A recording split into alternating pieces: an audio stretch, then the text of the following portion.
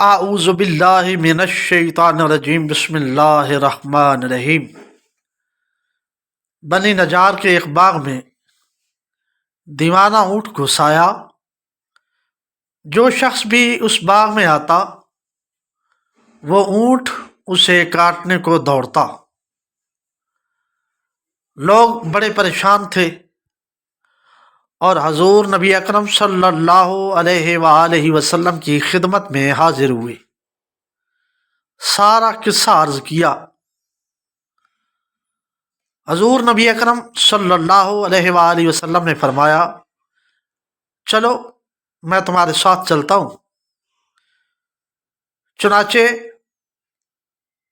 حضور صلی اللہ علیہ وآلہ وسلم اس باغ میں تشریف لے گئے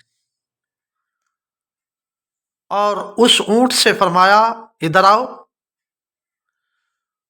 اس اونٹ نے جب رسول اللہ صلی اللہ علیہ وآلہ وسلم کا حکم سنا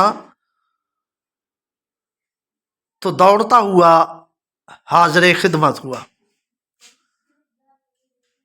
اور اپنا سر حضور صلی اللہ علیہ وآلہ وسلم کے قدموں میں ڈال دیا۔ حضور صلی اللہ علیہ وآلہ وسلم نے فرمایا، اس کی نکیل لاؤ۔ حضور صلی اللہ علیہ وآلہ وسلم نے اسے نکیل ڈال کر اس کے مالک کے حوالے کر دیا اور اونٹ آرام سے چلا۔ حضور صلی اللہ علیہ وآلہ وسلم نے پھر صحابہ کرام رضی اللہ تعالی عنہم سے فرمایا،